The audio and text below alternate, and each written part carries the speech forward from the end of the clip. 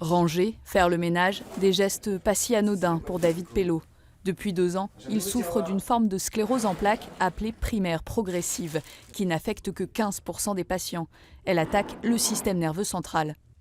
On va simplifier en disant que les neurones sont reliés par des câbles électriques, avec une gaine d'isolation, comme un câble électrique. Et nos défenses vont attaquer cette gaine, qui s'appelle la myéline. Une fois que la gaine est endommagée, les informations passent moins bien. C'est-à-dire que petit à petit, tout doucement, je perds de la motricité, je peux perdre autre chose, mais ce qui est perdu, ça ne reviendra pas. Allez, hop, hop, hop, assis. Allez. Le handicap premier, c'est la fatigue. Vu que la conduction nerveuse se fait moins bien, tout est plus difficile, tout est un effort à faire. Donc c'est compliqué de marcher, c'est compliqué de couper un steak, parce que quand on n'a qu'une main, c'est compliqué. J'ai pas de force du tout dans la main gauche et le bras gauche.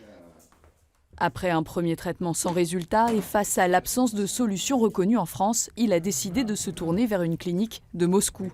Le traitement proposé consiste à détruire et recréer le système immunitaire. Il ne fonctionne que dans 3/4 des cas. C'est pas anodin. On va vous prélever des cellules souches dans la moelle osseuse, j'apprends, parce qu'il paraît que ça fait super mal.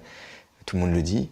Il y a la chimiothérapie sur 4 jours où on vous injecte 6 à 8 litres de produits par jour. J'appréhende aussi, je ne vous le cache pas.